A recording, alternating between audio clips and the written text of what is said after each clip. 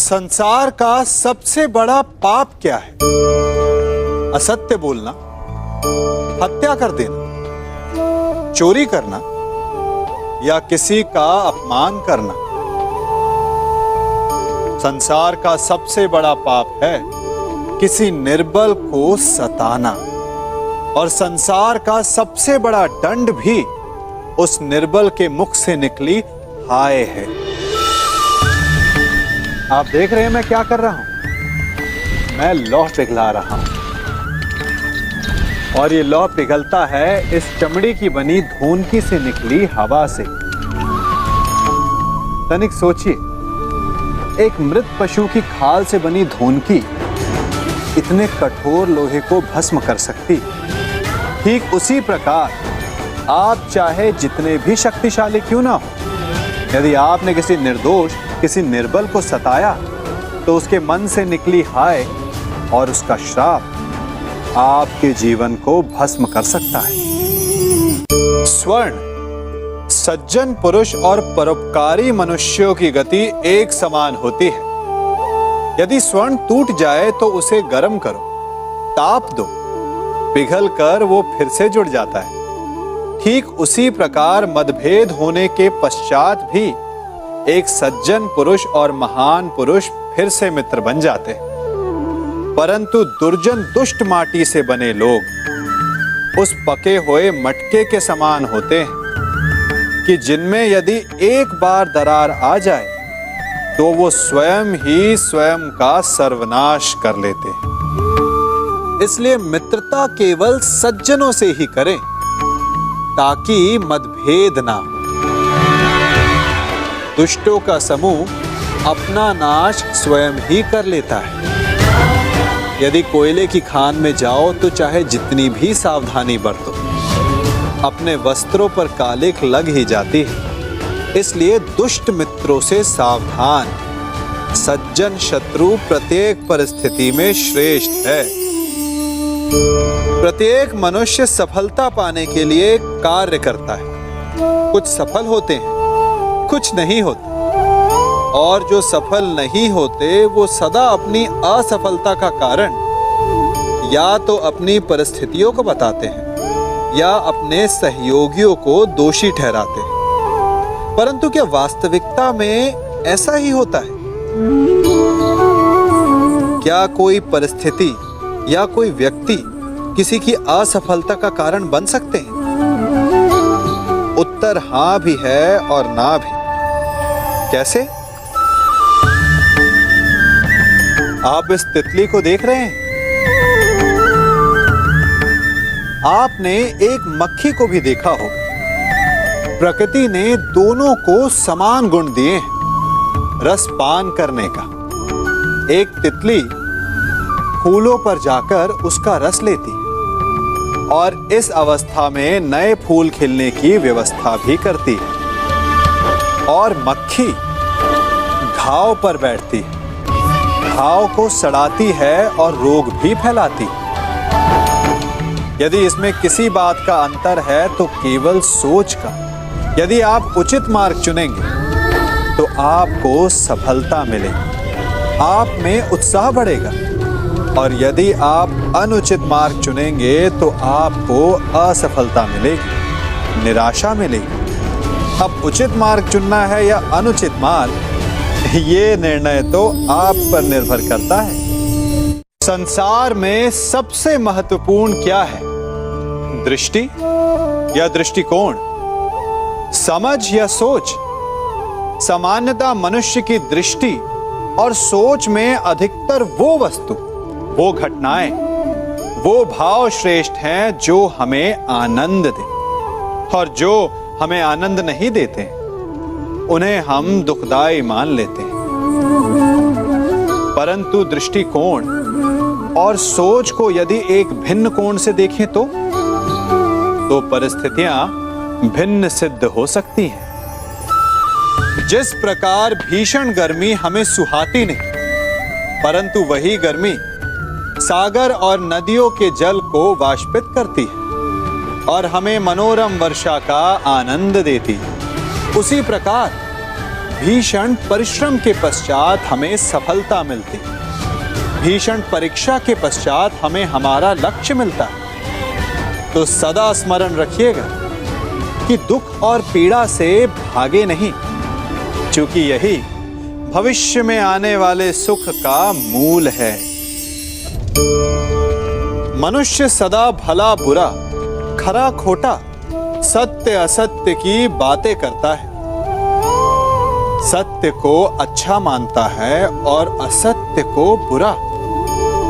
परंतु क्या आपने कभी यह सोचा है कि प्रत्येक वस्तु, प्रत्येक भाव का एक महत्व होता है, दोनों ही एक दूसरे के पूरक होते हैं। यदि काला रंग नहीं होगा तो क्या श्वेत रंग की आभा का अनुभव होगा?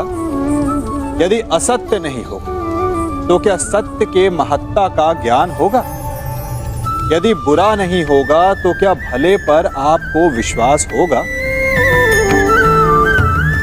कुछ महत्वपूर्ण है तो दोनों के मध्य का संतुलन। बुरी से बुरी वस्तु, समय या भाव, कोई ना कोई स्वयं में शुभ छिपाए रखती है। कभी काले गरजते मेघों को देखा है? उसके किनारे भी एक स्वर्णिम आभा होती है। उसी प्रकार यदि आपके जीवन में बुरा समय आए तो आपको अपने सच्चे मित्रों की पहचान हो जाती है। तो बुरे समय में निराश ना हो, उसमें भी कुछ शुभ खोजने का प्रयास करें और धीरे धीरे सब कुछ आपके जीवन में स्वतः शुभ हो जाएगा। जब भी आपने यात्रा की होगी तो अवश्य अपने मार्ग के आसपास कुछ रिक्त स्थान देखे होंगे, कुछ खेत देखे होंगे, कोई ना कोई भूमि का टुकड़ा अवश्य देखा होगा। कुछ स्थान ऐसे होते हैं जहां पेड़ लगे होते हैं, जहां माली बड़े प्रेम से उन्हें बोता है, उन्हें सींचता है। और कुछ स्थान ऐसे भी होते हैं जहां बिना माली के खरपतवार उग जाते हैं, कुछ अन्य पौधे उग जाते हैं।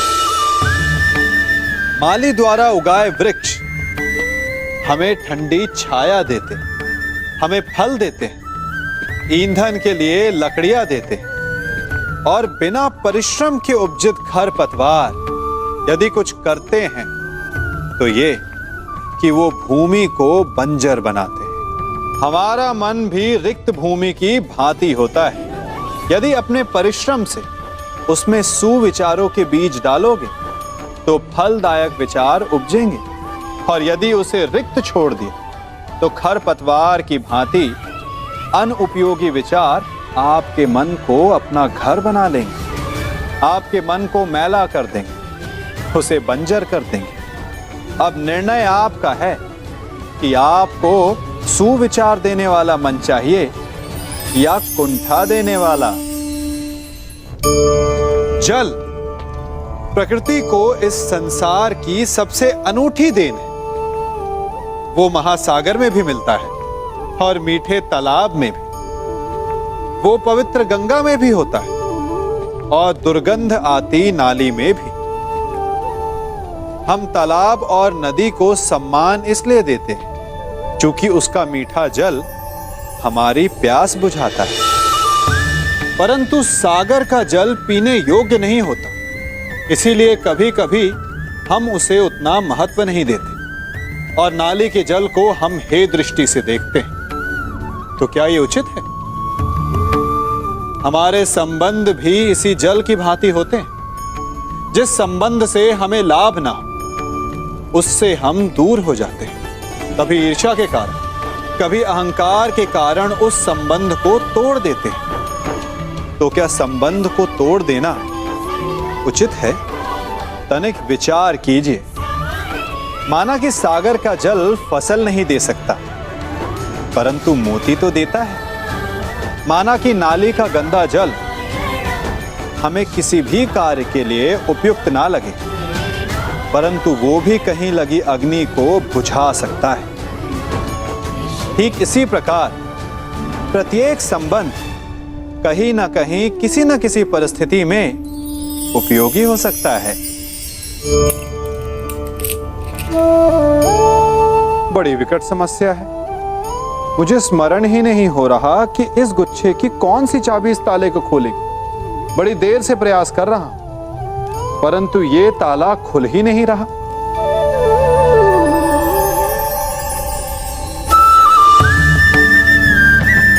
ऐसी परिस्थिति में आप क्या करेंगे? अधिकतर लोग ऐसी परिस्थिति में अपनी आशा खो बैठते हैं। उन्हें लगता है कि चाबी खो गई। वो तिलमिला जाते हैं, क्रोधित हो उठते हैं। परंतु उस समय धैर्य रखें तो गुच्छे की अंतिम चाबी ताला खोल सकती है। कुल्हाड़ी का अंतिम प्रहार वृक्ष को काट के गिरा देता है, परंतु क्या सत्य में कुल्हाड़ी का अंतिम प्रहार वृक्ष को काट के गिरा देता है? आपको आपका लक्ष्य दिला देता है? नहीं। आपका निरंतर प्रयत्न ही आपको सफलता दिलाता है। जब आपका मन निराश हो तो अपने कार्य में दुगनी उत्साह से जुट जाइए, क्योंकि अनावरत बहता जल ही कठोर चट्टान को काट सकता है। सफलता का मूल है परिश्रम, प्रयास और आशा। मनुष्य का जीवन ऋतुओं के समान होता है। आज ग्रीष्म तो कल वर्षा, परसों शीत। तनिक संकट आया तो हम संयम खो बैठते हैं, तनिक ऋतु बदली तो हम अधीर हो जाते हैं। अपने आक्रोश में, अपने क्रोध में हम उनसे ही संबंध बिगाड़ लेते हैं जो हमारे अपने होते हैं। क्यों ऐसा होता है ना? हमें लगता है कि हमारे अपने हैं, फिर से मना लेंगे। परंतु स्मरण रखिए, सदा ऐसा करना संभव नहीं होता। सागर की उछलती लहरों को तट सहता है, और यदि तट ही टूट जाए तो बाढ़ आ जाती है। हमारे संबंध भी दूध की भांति होते हैं। दूध तपकर उबल सकता है, परंतु यदि उसमें खटास आ जाए तो वो फट भी जाते हैं। और फटे दूध को चाहे जितना मथ लो, उसमें से माखन नहीं निकलेगा। इसीलिए अपने संबंधों को संभल कर निभाना चाहिए। मनुष्य का मन बड़ा विचित्र होता है। कल्पना में ही विकास करता है, संपन्न भविष्य का स्वप्न देखता है, और कल्पना में ही जो नहीं हुआ उससे भय खाता है। और यही भय मनुष्य का सबसे बड़ा शत्रु है। हमारे भविष्य के मार्ग में, हमारे आनंद के मार्ग में सबसे बड़ी बाधा है। अब आप लोग मुझसे पूछेंगे कि इसका तोड़ क्या है? भय से मुक्ति कैसे पाई जाए? तो ये प्रश्न आप स्वयं से पूछिए। तनिक सोचिए, जब आप एक सुंदर भविष्य की कामना करते हैं तो उसे पाने के लिए आप परिश्रम करते हैं ना? ठीक उसी प्रकार भय से मुक्ति पाने के लिए आप उससे लड़ जाएं, और उसका निवारण आपको स्वतः ही मिल जाएगा। इसलिए जब भी भय आपको सताए तो उससे भागे नहीं, उससे घबराए नहीं, क्योंकि भय का काम ही होता है आपको भयभीत करना। इसलिए जब भी भय आप पर आक्रमण करे तो आप भी उस पर पहले ही आक्रमण कर दें।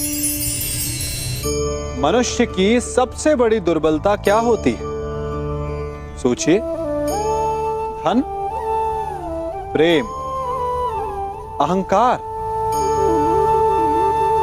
मनुष्य की सबसे बड़ी दुर्बलता होती है उसके रहस्य। चाहे आप कितने भी शक्तिशाली क्यों ना हो, कितने भी प्रबल क्यों ना हो, परंतु उसके रहस्य उसके नाश की चाबी होती है। इसलिए यदि प्रबल रहना है, शक्तिशाली रहना है, समर्थ रहना है, तो अपने रहस्य को किसी को भी ना बताएं, ना मित्र को और ना ही शत्रु को, क्योंकि समय पड़ने पर कब कौन शत्रु हो जाए ऐसा कहना संभव नहीं। विभीषण को रावण के अमृत कुंड का ज्ञात था, इसीलिए प्रभु श्री राम रावण का वध करने में सफल हो सके। इसलिए उचित यही है कि आप अपने रहस्य को स्वयं तक ही सीमित रखें।